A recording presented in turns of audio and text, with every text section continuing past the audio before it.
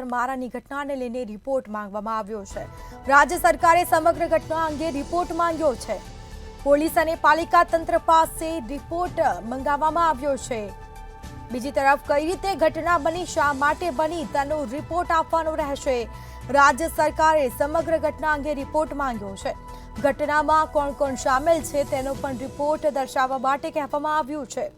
પંડાલથી ટોળું police station સુધી કઈ રીતે પહોંચ્યું, કઈ રીતે સમગ્ર ઘટના બની તે અંગે રિપોર્ટ સુપ્રત કરવામાં આવશે। ચોકી પાસેના દબાણો કેટલા સમયથી ઊભા કરાયા છે તેને લઈને પણ રિપોર્ટ માંગવામાં આવ્યો છે। તમામ બાબતોનો રિપોર્ટ રાજ્ય સરકાર દ્વારા મંગાવવામાં આવ્યો છે। પાલિકા અને પોલીસ દ્વારા સરકારને રિપોર્ટ સુપ્રત કરવામાં આવશે। તો વધુ વિગતો સાથે સંવાદદાતા રાબિયા સાલે આપણી સાથે લાઈવ જોડાઈ ગયા છે। જી, સુરતમાં પથ્થરમારાની જે ઘટના બની તેને લઈને રાજ્ય સરકારે સમગ્ર ઘટના અંગે રિપોર્ટ માંગ્યો છે, શું વિગતો? વ્યવહારિક છે કે સુરતનો જે સૈયદપુરા વિસ્તાર છે ત્યાં ગણેશ ઉત્સવના પહેલા દિવસે જે છે પથ્થરમારાની ઘટના બની હતી અને ઘટનાને લઈને આખું જે સૈયદપુરા વિસ્તાર છે એ ઉગ્ર બન્યું હતું। ત્યારે જે અગ્નિ જેવો માહોલ સર્જાયો હતો એને લઈને ધારાસભ્યો પોતે એની અંદર આવ્યા હતા અને ખાસ કરીને ગૃહ રાજ્યમંત્રી હર્ષ સંઘવી પણ ઘટના સ્થળે ગયા હતા અને જે પથ્થરમારો થયો હતો એ પથ્થરમારાને લઈને અનેક સવાલો ઉઠ્યા હતા, જેથી રાજ્ય સરકાર દ્વારા સુરત જેવા આ મોટા શહેરની અંદર મિની ભારત તરીકે ઓળખાતા સુરતની અંદર આ રીતની ઘટના બનવી એ ખૂબ જ આશ્ચર્યની વાત છે। જો કે આ ઘટના અવારનવાર થતી રહેતી હોય છે, પરંતુ પોલીસ તંત્ર દ્વારા આ ઘટના ક્યાંક દબાવવામાં આવતી હોય છે, જેને લઈને માહોલ ઉગ્ર ના બને। પરંતુ આ વખત કહી શકાય છે કે આ વખતે જે છે રાજ્ય સરકાર દ્વારા સમગ્ર ઘટનાનો ચિતાર માંગવામાં આવ્યો છે। આ ઘટના કઈ રીતે બની, ઘટના શા માટે બની અને ઘટનાની અંદર જ્યારે પથ્થરમારો થયો, જ્યારે આ ઘટના બની ત્યારે પથ્થરમારાની ઘટના સમગ્ર પોલીસ મથક સુધી કેવી રીતે પહોંચી અને જ્યારે લોકો પોલીસ મથક સુધી પહોંચ્યા તો પોલીસ મથકનો ઘેરાવ કઈ રીતે કરવામાં આવ્યો, પોલીસ તંત્ર ત્યારે શું કરી રહ્યું હતું,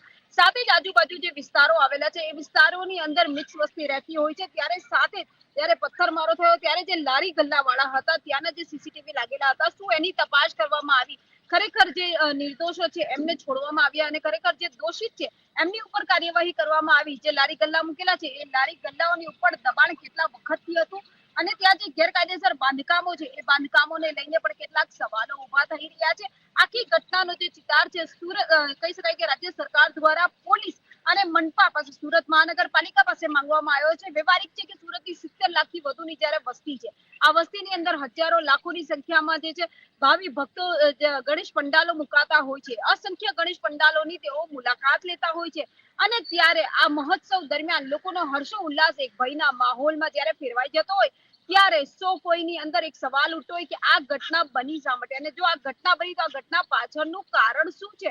સમગ્ર જે માહોલ જામ્યો હતો અને જે લોકોની અંદર આ પથ્થરમારાને લઈને જે ભયનો માહોલ હતો, ખાસ કરીને જે માલ સામાનને નુકસાન પહોંચાડવામાં આવ્યો, જે રિક્ષા ચાલકો હતા એમની રિક્ષાના કાચ તોડવામાં આવ્યા, જે કાર ચાલકો હતા એમની કાર તોડવામાં આવી, ક્યાંક 2 મોપેડ પણ સળગાવવામાં આવ્યા અને આસપાસના જે વિસ્તારો કહી શકાય, જે બિલ્ડિંગો કહી શકાય, એ બિલ્ડિંગોની અંદર જઈને જે પોલીસ દ્વારા તપાસ કરવામાં આવી તો આ સમગ્ર મામલાની ઉપર પહેલેથી જ પોલીસની પકડ ઢીલી કેમ હતી, આવા પણ સવાલો ઉઠી રહ્યા છે। કારણ કે જ્યારે પોલીસ દ્વારા દરેક જે તહેવારો આવે છે એ પહેલા રીતસરની માહિતી આપવામાં આવતી હોય છે કે કઈ રીતનો બંદોબસ્ત હોવો જોઈએ, સુરક્ષા વ્યવસ્થાનું ધ્યાન કઈ રીતે રાખવું જોઈએ, સુરત મહાનગરપાલિકાની પણ કેટલી જવાબદારી આવતી હોય છે, ક્યાંક બેરિકેડ મુકાતા હોય છે તો ક્યાંક પંડાલના જે આયોજકો હોય છે એમની સાથે વાર્તા કરીને સૂચનો કરવામાં પણ આવતા હોય છે। પણ આ વખતે જે રીતના પહેલે દિવસે મહોત્સવના આજે માહોલ બન્યો છે અને સાથે જ આ 10 દિવસની અંદર અન્ય જે ઈદે મિલાદનો જે પણ તહેવાર છે એને લઈને પણ એક ચિંતાનો જે માહોલ ઉભો થયો છે,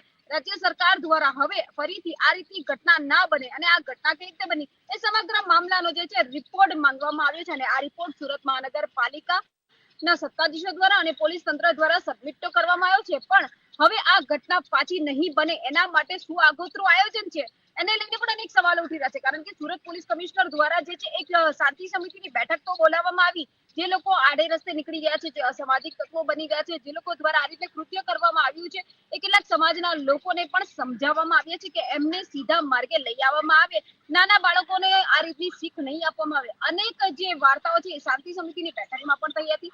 રાજ્ય સરકાર દ્વારા જે રીતે રિપોર્ટ માંગવામાં આવ્યો, વ્યવહારિક છે કે રાજ્ય સરકારને સુરત પોલીસ અને જે સુરત મહાનગરપાલિકાની કામગીરી છે એની ઉપર ક્યાંક ને ક્યાંક શંકા ઉપજી હોય, જેને લઈને આ ઘટના બની આ ઘટના શા માટે બની? અનેક સવાલો જે છે રાજ્ય સરકાર દ્વારા મનપા અને પોલીસથી કરવામાં આવી રહ્યા છે. જી જી જી બિલકુલથી તમામ જાણકારી આપવા બદલ આપનો આભાર. તો આ સાથે જ તમામ બાબતનો રિપોર્ટ છે તે રાજ્ય સરકાર દ્વારા મંગાવવામાં આવ્યો છે. પાલિકા અને પોલીસ દ્વારા સરકારને રિપોર્ટ સુપરત કરવામાં આવશે.